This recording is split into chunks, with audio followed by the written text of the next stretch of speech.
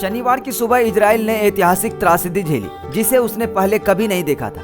दरअसल फिलिस्तीन के आतंकी संगठन हमास ने केवल 20 मिनट में 5000 रॉकेटों का इजराइल पर हमला किया, जिससे मौतों की संख्या लगातार बढ़ रही है। अब तक इजराइल में 300 लोगों की मौत हो चुकी है और उसके उत्तराधिकारी हमले गाजा में 230 लोगों की जान गई है। घायलों की संख्या अब 3500 से अधिक हो गई है और हमास ने कई इजरायली सैनिकों को बंधक भी बना लिया है, जिनमें कई इजरायली नागरिक भी शामिल हैं। इस समय इजराइल ने युद्ध की घोषणा की है और प्रधानमंत्री बेंजामिन नेतन्याहू ने अपने देश को अपने दुश्मन से अभूतपूर्व कीमत वसूलने की घोषणा की है, जबकि हमास ने अपने हमले को ऑपरेशन अल अक्सा फ्लड कहा है। इजराइल ने अपने उत्तरी शहर गाजा पट्टी में हमास के हमलों का जवाब देने के लिए आयरन स्वॉर्ड्स ऑपरेशन की शुरुआत की है, जिसके तहत हवा, जमीन और समुद्र से आने वाले रॉकेटों की बर्बादी की जा रही है। इसके बाद प्रधानमंत्री बेंजामिन नेतन्याहू ने युद्ध में होने का ऐलान किया है और इजरायली सुरक्षा सिस्टम को एकत्र करने का आदेश दिया है, जिसमें आर्टिलरी का उपयोग भी शामिल है। इजरायली वायुसेना ने हमास के 17 सैन्य परिसरों और 4 हेडक्वार्टर पर भी हमला किया है।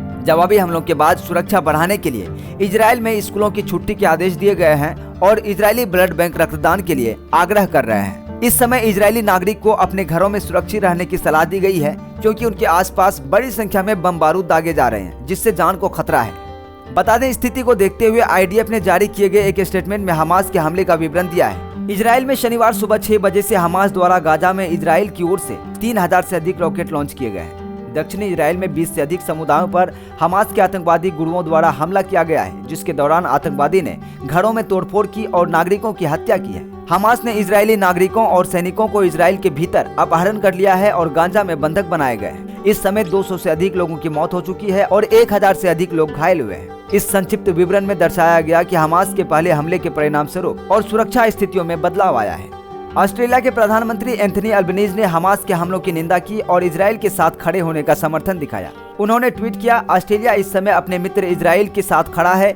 हम इजराइल, उसके शहरों और नागरिकों पर हमास द्वारा किए गए अंधाधुंध और घृणित हमलों की निंदा करते हैं। हम इजराइल को अपनी रक्षा करने के अधिकार को पहचानते हैं। नाहल ब्रिगेड के कमांडर कर्नल जोनाथन स्टानबर्ग आतंकवादी संग मुठभेड़ के दौरान वीर गति प्राप्त कर चुके हैं। उनका बलिदान देश के लिए महत्वपूर्ण है और IDF ने उनके परिवार के प्रति अपनी संवेदना जताई है। IDF ने भी कहा है कि वह इस कठिन समय में उनके साथ है और उनकी सहायता के लिए तैयार है। अमेरिकी राष्ट्रपति जो बाइडेन ने इजराइल का साथ देने की घोषणा की है और हमास के आतंकवादियों द्वारा किए गए भयानक हमले की निंदा की है। उन्होंने कहा, इजराइल की सुरक्षा के लिए मेरा समर्थन दृढ़, ठोस और अटूट है। मैं इसे जितना स्पष्ट रूप से कह सकता हूँ कहना चाहता हूँ। यह इजराइल के प्रति शत्रुतापूर्ण किसी भी पार्टी के लिए इन हमला का फायदा उठाने का क्षण नहीं है। दुनिया देख रही है। उन्होंने इसके साथ ही कहा कि संयुक्त राज्य अमेरिका इजराइल के साथ खड़ा है, जिससे इस प्रकरण के समाधान में मदद मिल सके। इस बयान से प्रकट होता है कि अमेरिका ने इजराइल के साथ खड़े रहकर उसकी सुरक्षा को समर्थन दिया है और वो इस मामले को गंभीरता से लेते हैं।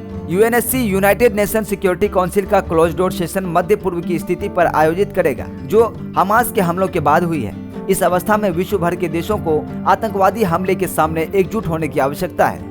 यूक्रेन के राष्ट्रपति जेलेंस्की ने इस मामले में कहा कि दुनिया ने इजराइल के खौफनाक वीडियो को देखा है और आतंकवादी महिलाओं और पुरुषों को अपमानित कर रहे हैं, जिसमें बुजुर्गों को भी हिरासत में लिया गया है और कोई दया नहीं दिखाते हैं।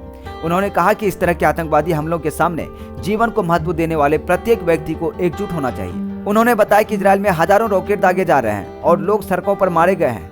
नागरिक कारों पर गोलियां चलाई गई और बंदियों को अपमानित किया जा रहा है। यह स्थिति अंतर्राष्ट्रीय समुदाय की आक्रामक घटनाओं के संबंध में जागरूकता और गंभीरता को प्रकट करती है और उनकी जांच और समाधान की आवश्यकता है।